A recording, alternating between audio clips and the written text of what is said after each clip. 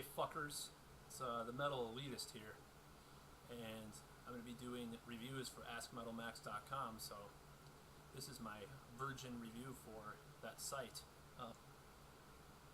Hey fuckers, it's the Metal Elitist here, and I'm going to be doing reviews for AskMetalMax.com, so this is my virgin review for that site.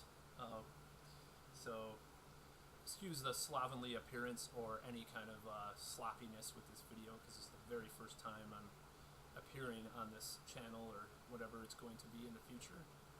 So basically a little bit about the review I'm doing today. It's of the new Queensryche, and I was a fan of Queensryche back in the day, growing up. Really like Operation Mindcrime, Empire. I didn't like Empire back in the day though, because I thought it was too commercial. But in retrospect, it's actually really good. So things kind of went downhill after Promised Land, which was 1993 or 4, I believe. But anyways, it came out with a new album more recently, and it is called Dedicated to Chaos. And basically, oh shit, my initial impressions were, I really don't care about Queensryche anymore, because I just kind of gave up after a while, after they went grunge, and then they went to whatever they're doing now, whatever you want to call it. I don't even have a title for it, genre label. But since I like to subject myself to torturous, masochistic music once in a while, or with masochism with music once in a while, I decided to do a review. So basically, I really read a lot of reviews on this, and I didn't know what to initially think about what they said. I just didn't really care, but I found some of the reviews so funny, like especially on Blabbermouth and other sites, like some of the comments about a positive review that was done on there. So I decided that this would be my first try at doing a review for the site. So my impressions of it are basically as follows. I think the Queensryche, they're kind of an older band. A lot of bands are past their prime at a certain age, and I don't think it has to do with age. It just has to do with how long they've been around, or creativity, or other factors that go into that. That said, some of the shittier parts of the album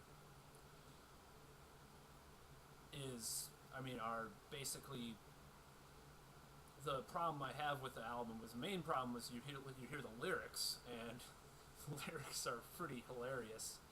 It does sound like some older guy, which is in this case Jeff Tate, trying to sound relevant and trying to make himself to be some kind of knowledgeable, hip guy in his 50s, which I must say it really doesn't work out too well for him.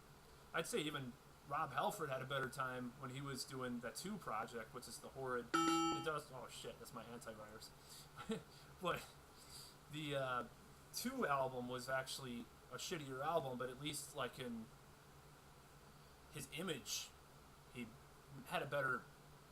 I don't know. I mean, it was terrible, but it was better than what Jeff Tate is trying to do.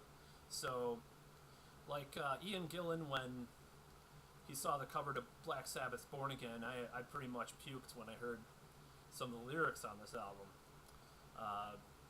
Like, for example, there's a song, I only listened to this once, and it was today, and I don't really think I'm going to listen to it again.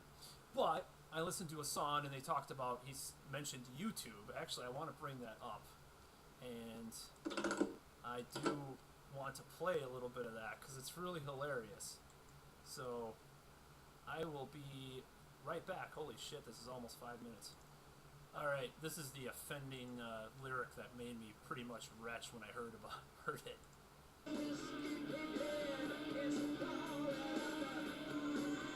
Wait, where is it?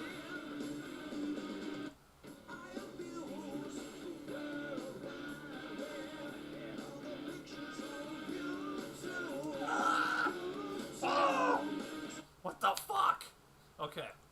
So I tried to listen to that song. I was feeling pretty sick. I didn't actually puke, but I probably could have. So let's get back to the rest of the album. I don't even know what that song's called. Hot Spot Junkie. Okay.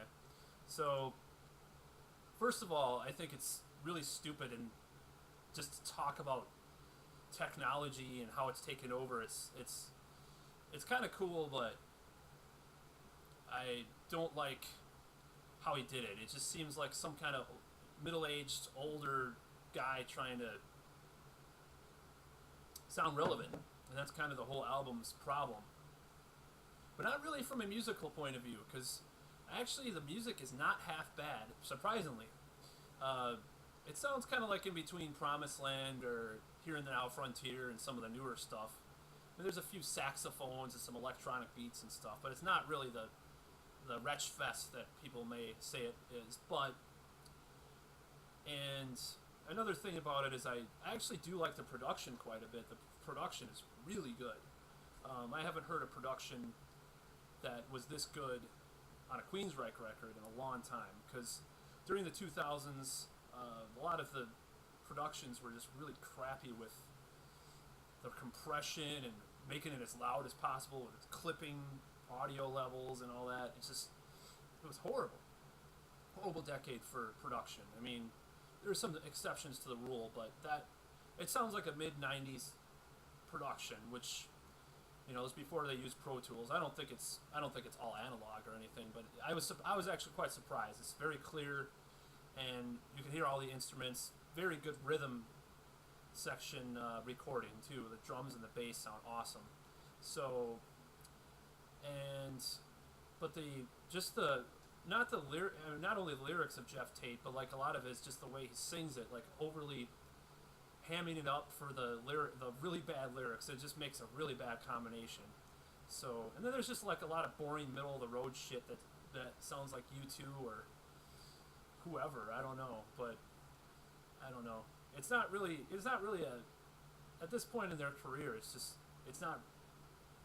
There's just. I'm gonna say that to me they're irrelevant. I don't really care about what they're doing, but people seem to be very up in arms about the new album, like it's just a pile of shit, which it probably is basically. But I don't know. I've heard worse albums, and I've heard much better albums from Queensryche, but overall, I'd have to give this, if I rated it,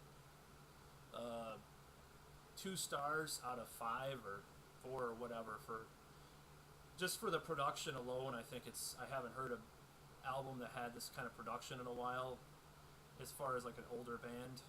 So that gets a lot of points from me. Some of the atmosphere on the album is really cool.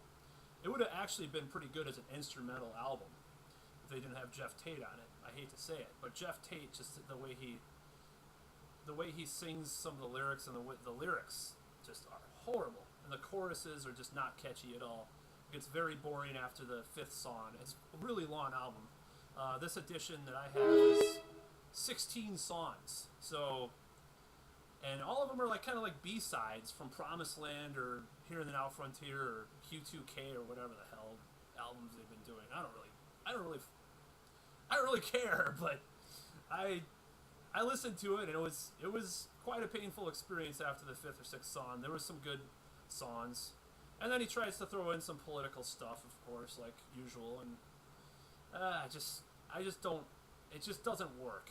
And overall, though, it's not as bad as the fans say it is, but it's just kind of a throwaway B-side, crappy album of boringness, I guess you'd say. So that's about it for the review. Next week, or next time I do a review, it'll be Trivium's new album In Waves, which I have probably a little bit of a stronger opinion about than this one. And then after that, I plan on, or maybe before that, I don't know if I'm going to do the Trivium or the Morbid Angel, but I'm going to do the new Morbid Angel, and I know there's a lot of controversy. I like doing these controversial albums because I can give my eloquent opinions on it. So until next time, it's the Metal Elitist.